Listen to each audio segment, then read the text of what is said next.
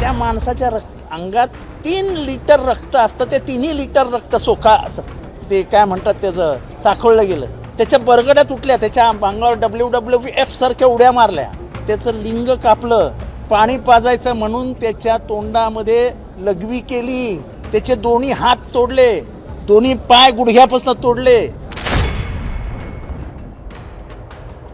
या सरपंचाला उचललं 5-7 जणांनी, लगेच हॉकी स्टिक, रॉड, फायटर, काय सत्तूर फातूर काय वापरतात हे लोक माहीत नाही अध्यक्ष म्हणून.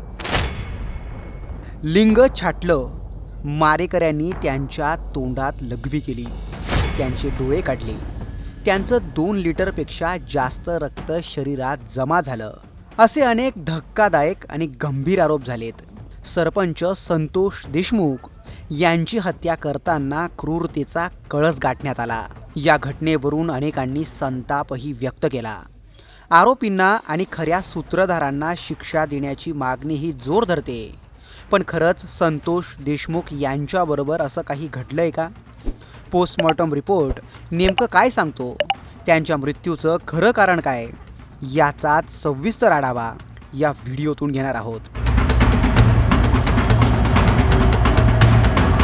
तो संतोष देशमुख मारले गेलाय, अहो त्याची बरगडी तुटून हृदयात गेली आहे, त्याच्या अंगावर नाचले मेल्यानंतर.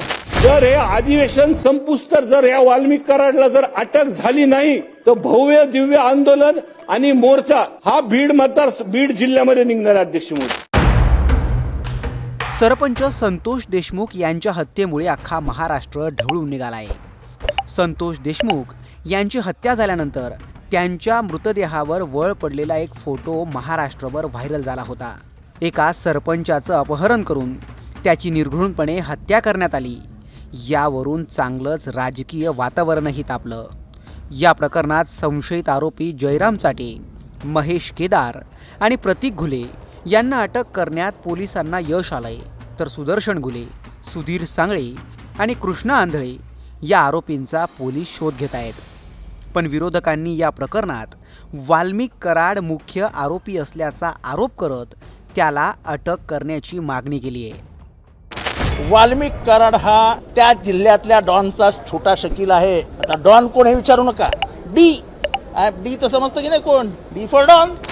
अशातच संतोष देशमुख यांची हत्या अत्यंत निर्घृणपणे केल्याचा दावा आमदार सुरेश धस, जितेंद्र आव्हाड आणि खासदार बजरंग सोनवणे यांनी केलाय. आरोपींची डोळे काढल्यापासून ते लिंग छाटल्यापर्यंत मजल गेल्याचा त्यांचा आरोप आहे. त्याचं लिंग कापलं, पाणी पाजायचं म्हणून त्याच्या तोंडामध्ये लघवी केली, त्याचे दोन्ही हात तोडले, दोन्ही पाय गुडघ्यापासून तोडले. पाणी मागितल्याच्या नंतर पाण्याच्या ऐवजी दुसरंच काहीतरी केलंय, त्याचाही व्हिडिओ काढलाय अध्यक्ष. तो सुद्धा व्हिडिओ तपासला पाहिजे अध्यक्ष म्हणून. या सगळ्या आरोपांवरून संतोष देशमुखांच्या पोस्टमॉर्टम रिपोर्टमध्ये काय समोर आलं ते पाहूयात. संतोष देशमुखांचा postmortem report doctor Ashok Thorat यांनी जिल्हा पोलीस अधीक्षक अविनाश बरगळ यांना सादर केला. त्यातून असं समोर आलं की संतोष देशमुख यांचा मृत्यू जबर मारहाणीमुळे झाला आहे. त्यांच्या शरीरावर अनेक ठिकाणी मुक्का मारही दिसून आला. पण त्यांचे डोळे काढणे किंवा लेझरने डोळे जाळणे, लिंग छाटणे अशा आरोपांना पोस्टमॉर्टम रिपोर्टमधून दुजोरा देण्यात आला नाही आहे. संतोष देशमुखांचे पाठ, डोके आणि संपूर्ण शरीरावर मुक्कामार आणि जखमाही दिसून आल्यात. त्यांच्या डोळ्यावर तारेनं वार केल्याचंही समोर आलं. जितेंद्र आव्हाड, सुरेश धस यांनी केलेल्या अनेक आरोपांचा पोस्टमॉर्टम रिपोर्टमध्ये उल्लेख आढळून येत नाही. पण त्यातून आरोपींनी निर्दयीपणे संतोष देशमुखांना संपवल्याचं मात्र स्पष्ट कळतंय. यावरूनच संताप व्यक्त केला जातोय.